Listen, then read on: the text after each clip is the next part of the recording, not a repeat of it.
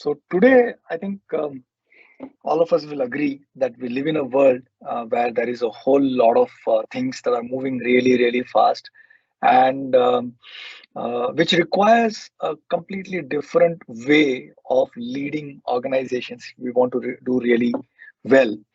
Now, what I'm going to do is for the next 40-45 minutes or so, I'm going to talk about number one, a leadership model, which I think is very apt for the world that we live in.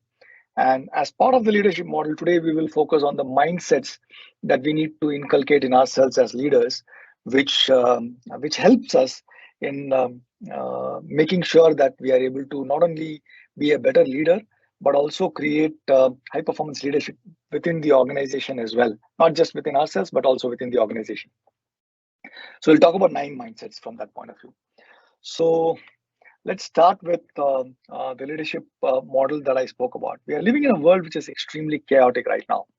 And if we have to boil it down, what is it that as leaders we need to do in order to do really well in this environment is 7 things if you actually look at it. So number one is we need to be able to manage our mindsets really well. So we will go deeper into this part of the model today a lot more than anything else.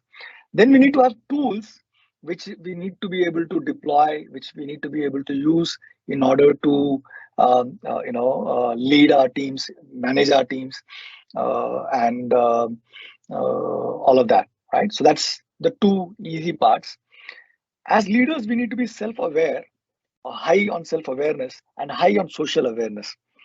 What this means is that it is not just enough for us to have the right mindsets and to have the right tool sets that can help us drive business for our organizations. It is also important for us to have high levels of self-awareness.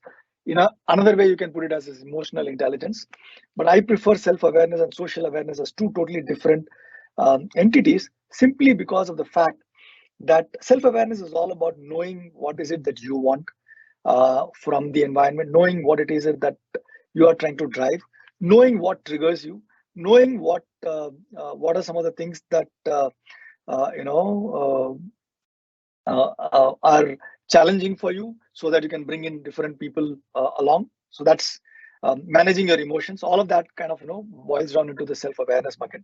Social awareness is all about navigating people around you. So whether it is sometimes there is politics where there are more than 5 people in a team, there is bound to be some amount of friction. And especially, we live in a chaotic world where we need diverse sets of opinions.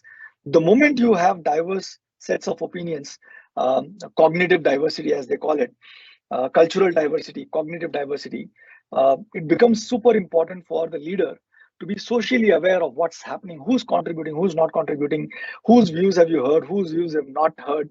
Are there any undercurrents within the organization, within the team? What is said, what is unsaid, what is left unsaid, and all of that. So all of that is a part of the social awareness.